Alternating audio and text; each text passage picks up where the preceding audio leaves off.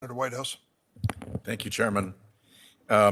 First, I'm delighted to be following Senator Graham in the order of questioning because we have a bill with Senator Blumenthal and Senator Tillis, and it looks to me a lot like the Appendix A, Mr. Downing, that you have attached as your proposed legislation has a Section 2 that is essentially the same as our Section 4 and has a Section 3 that is essentially the same as our Section 6.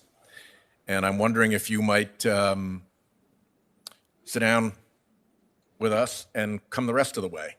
We're glad you've made these two steps. We'd like to understand why you didn't recommend the entire bill. If there are technical changes that you think we should make, then we're eager to work that out. But we think that this is a bill that has bipartisan support that could potentially move by unanimous consent. And we'd like to get this straightened out. Again, our appreciation for copying our two sections. Let's try to get together on all of them if we can. Will you do that? Thank you, Senator. We really appreciate your and Senator Graham's leadership on this. Senator Blumenthal and Tillis. And Tillis. Tillis right here. Sir. And of course, we would be more than happy to work with your staff on these questions. Absolutely, sir. Great. So this is kind of a moment of frustration for me as well, because we have known about critical infrastructure as a prime target since I wrote the original Intelligence Committee cyber report probably a decade ago. We've known for years and years and years and years that ransomware was a method for attacking. We have spent billions of dollars, particularly at Homeland Security, on trying to solve the problem of protecting critical infrastructure. And boom, what happens? A bunch of people in a basement someplace are able to take down Colonial Pipeline, a significant piece of colonial infrastructure, with a ransomware attack. That's not a success story. That's a failure story. That's something is wrong in the way we're doing business right now. And it strikes me that the thing that is wrong in the way we're doing business right now is that you can be critical infrastructure in this country, providing essential services to our economy and to our national security, and not have to meet any real standards. I think we've shown in the defense industrial base that with the right kind of pressures, companies can step up and do a better than average job. I think we've shown in the financial sector that with regulators looking over the shoulders of the big banks, they have stepped up and done a better job than average.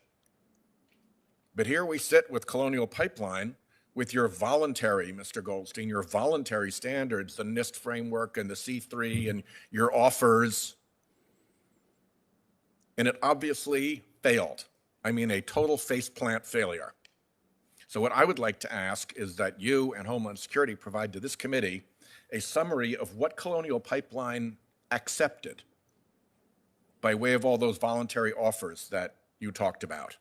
How vigorous were they about participating in your voluntary programs? How was the response? I think if there is ever a moment where we have a case study of a failure of critical infrastructure from cyber attack, this is it. And I think we're entitled to a bit of a test case here on this voluntary method that we followed and how it's working, because it sure didn't work for Colonial Pipeline. And I'd like to know what they did and did not take up of your series of offers. Can you get that information to us?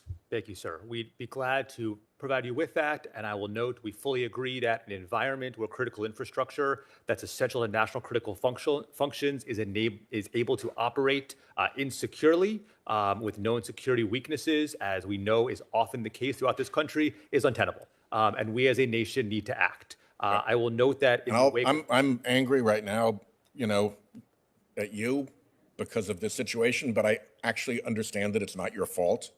The fault is here in Congress, where over and over again, groups like the U.S. Chamber of Commerce have come in and said, don't regulate us. We're against all this cyber regulation. We don't want any of this. Make it all go away. We're against this bill. We're against that bill. We're going to tell the leader to, block this legislation if it tries to go forward.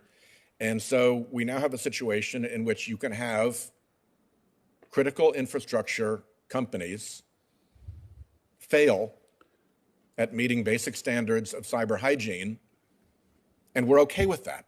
As a legal matter, we're okay with that. We shouldn't be okay with that.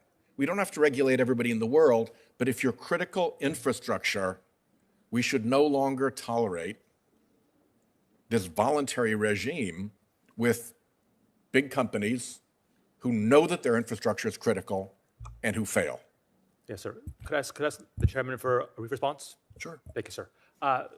Senator, as you're aware, in the wake of the Colonial Pipeline intrusion, CISA worked closely with our colleagues at TSA as the security regulator for the pipeline sector to push out 2 security directives, the first of which required reporting of security incidents to CISA, the second of which required entities covered by the directive to undertake mandatory security controls. We view this as a good model to drive the right level of security investment among the most critical entities in this country. We look forward to working with Congress and our partners across the interagency to ensure that we are rapidly raising the bar for cybersecurity across entities that provide national critical functions wherever they may be.